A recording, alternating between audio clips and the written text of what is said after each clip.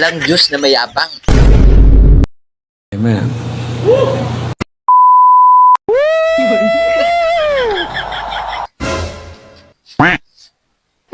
Naunsa man ka? Ako nang magbati ang gahom samahan. Oh? Pag-sure ba? Ay kay gahom? Ganong nasa jail man ka ngaron? Kung naa kay gahom, ba't hindi ni mo napigilan na ikay nandyan sa loob? Bay, binutbot na imo ha. Di na gyud kumupati ni mo. Iya man ka. Oh, lulo ni mo. Saya ba kayo? Eh?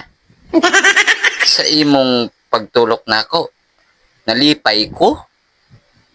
Nalipay ko sa imong gipangyaw-yaw? Paghilom. Perting daghanan na lagot nimo. Kaya ang imong pinanultiw, puro kabut-butan.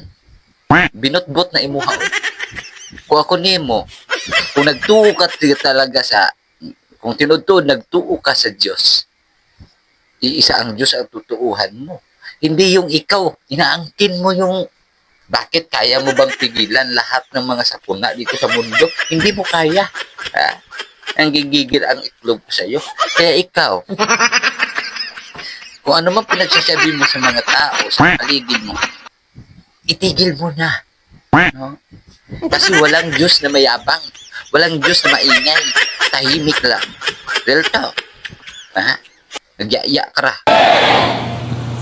Amen. O, di ba? Pati ikaw nakapagsalita na amen. Kasi alam mo sa sarili mo, lahat ng mga sinasabi mo, palpak. Palpak. Pati Diyos eh. Palpak lahat. Wala. Yung mga niyaw-yaw mo, wala sa Biblia yan. No? Puro lang, gawa-gawa mo. Kung yung mga notebook mo, yung mga libro mo dati, nasabi mo, nagkala, no? Burat-burat na. Ngayon, nagbago ka ng libro kasi mga luma na. Kasi mga libro na yan, ang bago mong libro na hinahawakan, hindi naman yan nakasulat sa Biblia. Paghilom. Perti ng basa na kayo yung pinabasa ang buli ko sige pumuko din eh.